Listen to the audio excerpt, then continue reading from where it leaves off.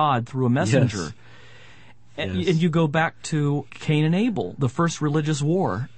Yeah. The reason for Cain's jealousy, of course, as the text says, was that they both brought a sacrifice, but all you needed before the fall was a sacrifice of thanksgiving. After the fall, without the shedding of blood, there is no forgiveness of sins. And so the sacrificial system was actually instituted after the fall. By God in Genesis 3:21. Yeah. And that is why Cain's sacrifice was not accepted, but Abel's was. Abel brought the sacrifice of atonement, and Cain continued simply to bring the sacrifice of thanksgiving. In other words, Cain was a Gentile. Cain didn't believe that God required satisfaction of his justice. He didn't believe that he needed an atoning sacrifice. And Abel did. And that is where we are again today. The religion of Cain is basically, I can bring God my good works of service. I don't need a sacrifice of atonement. Right.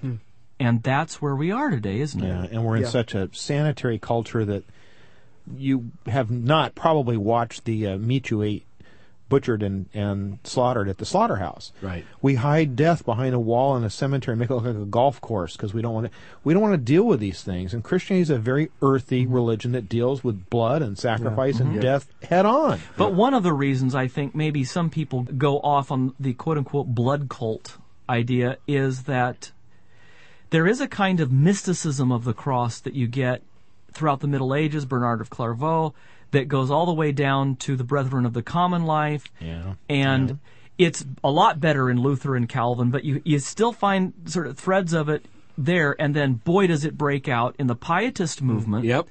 where there's this kind of intoxication with the blood of Christ, then all the way down to the faith teachers who use the blood of Christ kind of as a magic formula, as if you sprinkle this blood on your finances and they'll get better. But really, if you tie it to the covenant, You're right. without the shedding of blood, there is no remission of sins. Why? What's the point of the blood? The point of the blood is simply that there has to be a death as a judgment for covenant breaking. For breaking this covenant, there has to be death. And shedding blood is just standing for the whole Of death. of the person dying. And it's going to have to be a perfect death, symbolized in the Lamb without blemish, not any old death. Yeah, right. And I think that's where the problem is. It's not the fact of blood. I mean, we live, pop culture is surrounded by blood. I mean, the Friday the 13th movies and Jason and all those things. We're not afraid of blood. It's the point of the blood. There's that's offensive. Exactly. There's no power in the blood. The power is in Christ's death and resurrection. Yep. That's where the power is. Yes. And that's where the offense is, because that's where we have to throw up our hands. I can't do this. Right. Yeah. And that's what we don't want to hear. We are the pull ourselves up from our bootstraps culture, and we think we can fix, if there's a problem, we can fix it. And the debt is there because we're all going to die. Also, how much of this is the result of Gentiles just not being a part of Israel's story? And if you walk into this movie, it's like a foreign film without subtitles.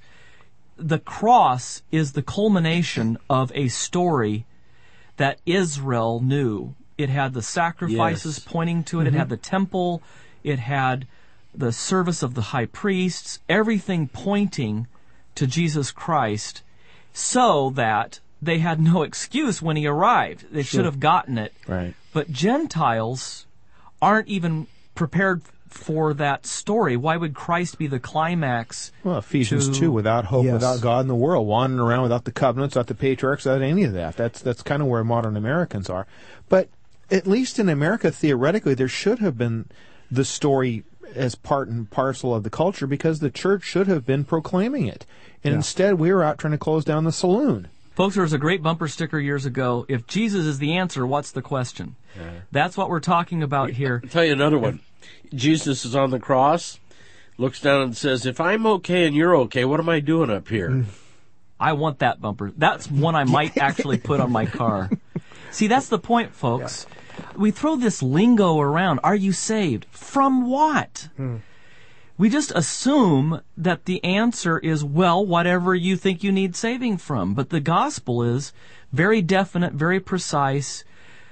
The gospel promises not salvation from anything and everything. The gospel promises salvation from the greatest problem that we are born with. Namely, that we are lawbreakers in Adam, that we continue to pile up our own offenses against God's holy majesty, and that the only way we can be reconciled to God is through the death of Jesus Christ. That's the message that the gospel centers on, and it's the message that we have to preach. We cannot assume this message. The cross is Christianity. Look forward to being with you again next week to continue our series on Christless Christianity, the American captivity of the church. See you next week. The White Horse Inn is a listener-supported broadcast. To help us get this message out, give us a call at 1-800-890-7556.